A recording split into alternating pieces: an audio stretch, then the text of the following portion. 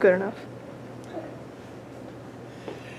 This is Mark, and once again, I'm talking about sustainable farming in Montgomery County. This is a special episode. We're going to put this on our Facebook Live page. We might even put it up on our website, though I suspect not. A few weeks ago, I gave a presentation at Montgomery College about farming in Montgomery County, and how viable is sustainable vegetable farming in our area. And I thought it was something that people beyond that audience might be interested in. And I also thought it was a good way to kind of pull back the curtains and let people see what we're doing and what we value and what we think about farming and what we think about business. So we're going to give it a go. If you're watching, hang in there with us. If you are a CSA member, thank you. If you want to be part of our CSA, you can join now.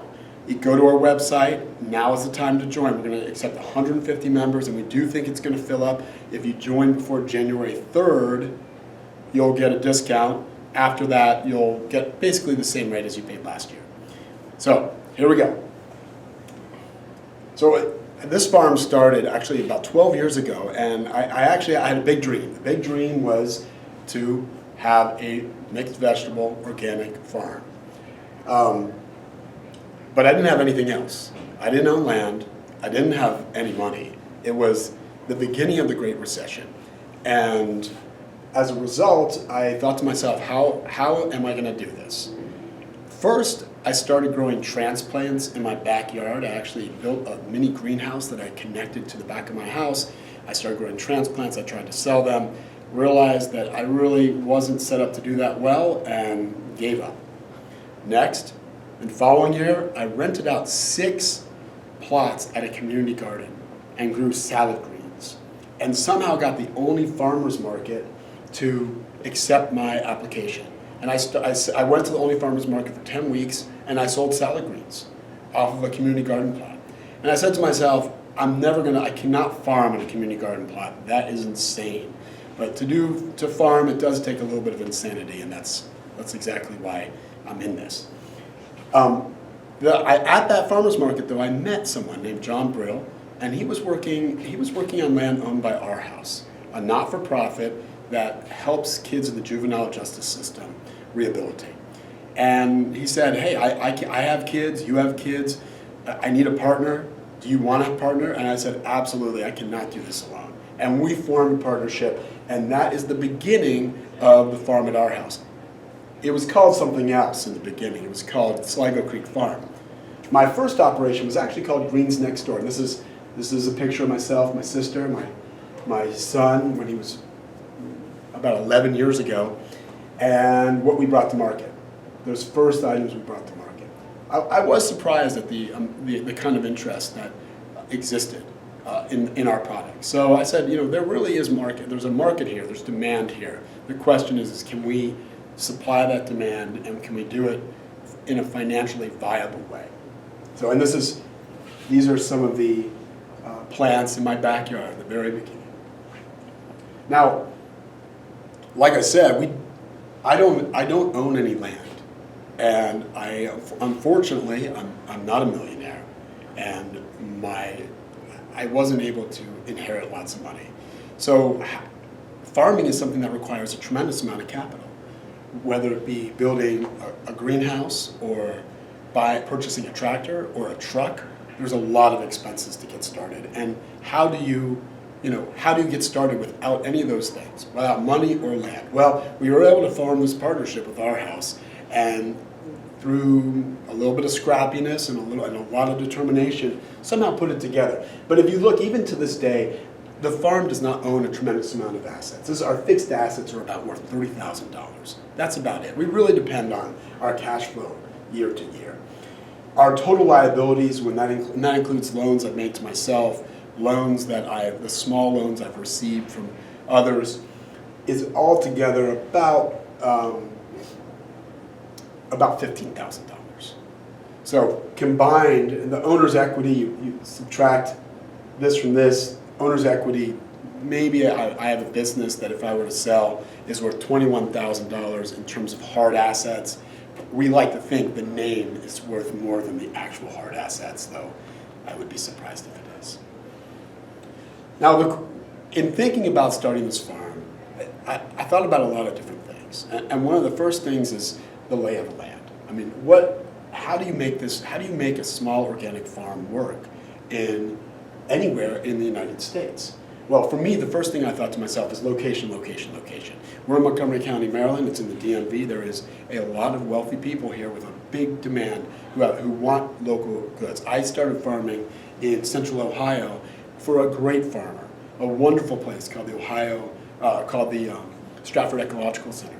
And we were super productive, and we were competing with major supermarket chains, and simply, to me, it did not seem financially viable. I looked around in Montgomery County, I looked around in DC and said, you know what? It's viable here. The prices for produce are much higher. Or at least I thought it could be viable. What else? Well, you have to think about, there's a lot of government regulations. Whether it be payroll taxes or workers' compensation or liability insurance, the fees associated with accounting, our annual LLC fees, the market fees. Every time we go to market, 6% of all our earnings go to Fresh Farms, the organization that hosts the market. There are a lot of fees. It is something that is certainly a barrier to entry. And I'm thinking about eating trends. What are people going to eat? In 2000, when I started organic farming, I thought foolishly that we had reached the peak of interest in organic produce. Well, by 2008, I realized that I had no idea what I was talking about or thinking, and that the trend is just growing and growing and growing, and I don't think it's going backwards for a long time to come. And the macroeconomics. We sell to people at markets, we have CSA members, we also sell to restaurants, and often these are high-end restaurants, and how viable are they? Will they be able to afford our product? Will they will they have desire for our product? Those relationships have been some of the most challenging to make, and we have made them, but they've been very challenging. So the other part of farming involves a whole lot of planning. And the decisions we make are endless. We're thinking about safety, number one, both in terms of the food we produce and our workers, our budgets, our seeds, our crop rotation, who's doing what, our marketing, our distribution, how are we selling stuff, hiring people, how should we invest our money in capital projects, supplies, repairs, consumer relations. In the very beginning, I felt as though I was making 100 decisions every minute. Whether it be, okay, are the green beans ripe enough to pick? Or should we purchase this particular hoe? Will it help us? Over the years, it's gotten easier to make those decisions. I don't feel as overwhelmed. But the amount of decisions being made was incredible. And the planning involved is the only path to success. The other thing over the years we've learned is about failure. I've failed left and right, and the only reason I'm still doing this is because I have a loving and supporting wife who is super forgiving. Her name is Catherine. Hi, Catherine. And I also have some dogged determination that is somewhat unexplicable and maybe even irrational. So this is one failure we had. We built our own high tunnel, and we actually bent pipe that you would find in a tennis court. We bent it to create a high tunnel, and it was great for 3 years. And then it snowed 30 inches, and we actually had someone for 24 hours straight working inside that high tunnel, pushing the snow to the sides. But then the snow built up 8-9 feet, and the high tunnel went whoop, and it curved in. You learn from failure. I'm not doing that again. I put down this one, if you notice, is what's called a Gothic arch. When it snows, the snow just naturally goes down. It doesn't stay on top. And lesson learned, yeah, this one is about 4 times as expensive. Since then, we've built another one. We've built a third one as well. But there were other failures too. This is from our newest high tunnel. We built our new high tunnel. We didn't understand the path of water.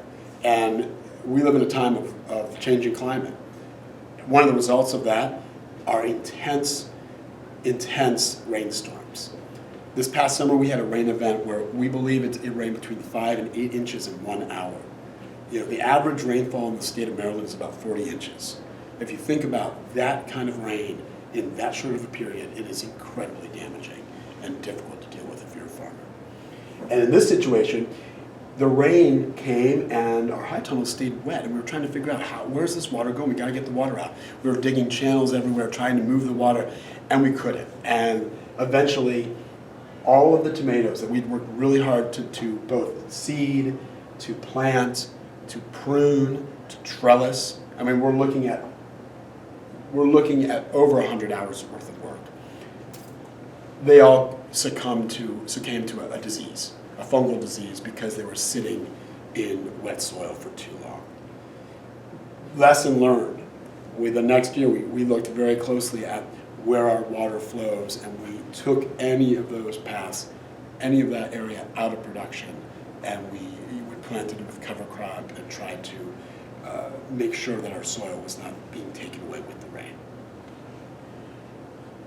Other lessons learned. Unfortunately, I'm not like Jeff Bezos. I can't sort of fail. I've heard Jeff Bezos talk. He talks about failing and how everyone should desire to fail, because that's how you learn. We can fail a little bit, but if we fail really big, we just disappear. And one of the ways to avoid losing everything from failing, in my mind, is to avoid debt. Starting a small business is risky. If you can't pull a profit in 2 or 3 years, you're probably not going to. And we face unique challenges. We have a lack of land security. We have lots of infrastructure costs. We're producing something that is competitive on a global market, so we're competing against not other small farmers, but this perception of what vegetables should cost determined by world trade. And remember, the people who are competing against us are growing in countries that don't have the same environmental regulations that we do, and quite frankly don't have the worker safety precautions and regulations that we do either. It's an enormous challenge. So one of our lessons is we try to stay away from debt, and when we do take out debt, it's small and it's super guided. It's for a particular project that we believe will benefit us almost immediately. What else have I learned? I value our workers. I am not of the school of thought that says workers are replaceable. I think they are irreplaceable. They are the biggest capital investment any business owner makes. These are two. This is on our farm manager using a flame weeder, and this is Russell, Russell's been working with us on and off for almost a decade now. That is actually the model from the Chicken of the Sea tuna fish company. Not sure why she was at our farm, but we figured that since she was the Chicken of the Sea model, we wanted her to meet a real chicken, not like a tuna chicken. So we had her. We took a photo with Russell and the Chicken of the Sea model and one of our own chickens. But I value our workers tremendously. They are included in our decision making. We try to keep this operation as transparent as possible.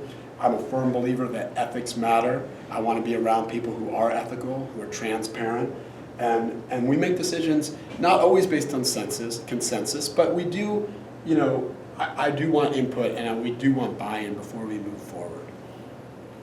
Well, I've also learned that, it's not about changing everything. We got to identify what works well, but we do need to focus on continuous improvement. And one of the words it's used to describe this is we try to stay lean. And what I mean by that is we're always trying to eliminate waste. How can we eliminate useless packaging, over-processing, unclear standard operating procedures, untidy work conditions? We have to work on that one. Insufficient communication systems, waiting around. These are all things we're constantly trying to improve upon. We're trying to make our lives easier by becoming more and more efficient. We sort, we shine, we do it over and over and over again to keep the operation going. We've also learned that our relationships to our customers and our CSA members are incredibly important, and they're at the heart of our operation. We love growing food, and we love interacting with customers. And we try to show them that we value them. And how do we do that? We really do try to keep our pricing very competitive. At the Silver Spring Farmers Market, we try to, when we see a conventional grower's price, we try to match it. Even though we're organic, and maybe we could get a little bit more, we want people to know that if they come to us, they're going to find a competitive price over and over again. We want to recognize the individuality of our customers. We know that everyone came to us from a unique place and offers a unique perspective, and we cherish that. And we want to explain why their support is so critical to what we do, which is why I'm making this video. Customers are the only reason we can keep farming in Montgomery County organically. We could not do it without people's support, without people knowing that year to year we're going to be there offering the finest produce grown in sustainable means that is locally harvested, perhaps the same day you buy it. And yeah, we like to have fun. Okay, what else have I learned? You have to reach out. We reach out to all sorts of people, whether it's our house and the trainees who live at our house, other businesses. We've had the Marriott Corporation come and do a volunteer with us, youth groups. We've had Girl Scouts come out and help harvest things, or camps come out. High school students. We have lots of students, especially from Blair High School, who we love to have out on the farm during the summertime, who volunteer and help us put that operation together, and hopefully they're learning something from it as well.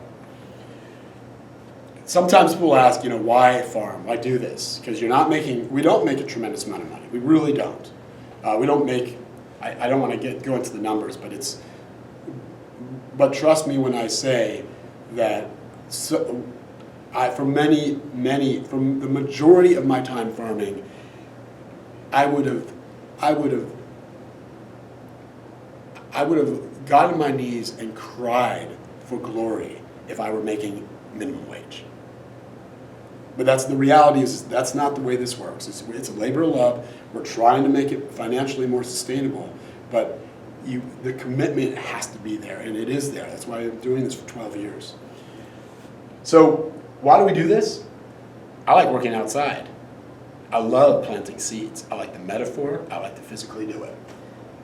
We want people to eat healthy. We think this is the best preventative medicine in the world. We want to prove to people that we can do this. We can do it. We're part of a large community trying to figure out how to change our agricultural system so it's more sustainable. We want to prove, we like being part of the community. We want to prove to others that we can do it. We think the pathway forward is that people are going to buy food closer to their homes. Food should not have to travel 1,500 or more miles to get to you. And it's important to realize 76% of produce in the U.S. comes from 3 states, California, Florida, and Arizona. We want to reverse that trend. Now, you might not want to farm because it's really, really, I should emphasize, really hard. Now, why farm organically? Again, the limits drive earth-friendly innovation. Organic farm sales account for 5% of ag sales in the U.S. In Maryland, we only have about 200 organically certified farms in the state of Maryland. There are 12,000 farms here. It's a minuscule percentage. It really needs to go up.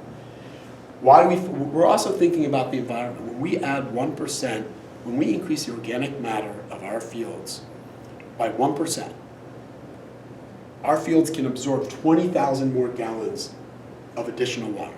That means we can handle those extreme 5-inch an hour rain events. We really think that this is super important for the health of the Chesapeake Bay and for the health of our global environment. Agriculture is the path forward in combating climate change. The soil is one of the most important carbon sinks that exists, along with the ocean. And we want to figure out how to make that happen.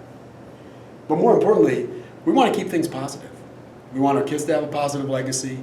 We don't want a hopeless world. We don't want people talking about the end of the world in 12 years. barriers. That's not, I don't believe that. I think we can reverse that. And there is a pathway forward. We want to be part of that path. We want people to join us and to support us in doing that. And at the same time, we recognize the reality. The reality is more and more of our fruits and vegetables are not grown in the United States. They're grown outside the United States. And it's not just papayas and bananas and avocados. It's staple crops like garlic. There's no reason that not 100% of the garlic consumed in this country is not grown in this country. And yet 75% of it's imported. We are working to reverse these trends, these global trends. But we do it on a small, very small level, every day with our hands. And we hope that you'll help us keep doing this by joining our CSA, by purchasing our products at the Silver Spring Farmers Market, by going to the restaurants that we sell to. We're all in this together, and hopefully this presentation helps you understand the intricate linking between our small organic farm and your consumer decisions. I'm going to end here just with a photo of our farm. This is from high above. You can see some of our different plots being prepared. Our truck, our mini CSA distribution tent. But if you're watching this, give us a shout out, write us, give us a positive review or a negative one, we'll learn from it. And thank you so much. Well, check out Facebook Live. We'll keep bringing you the live videos about growing vegetables and fruits in Montgomery County.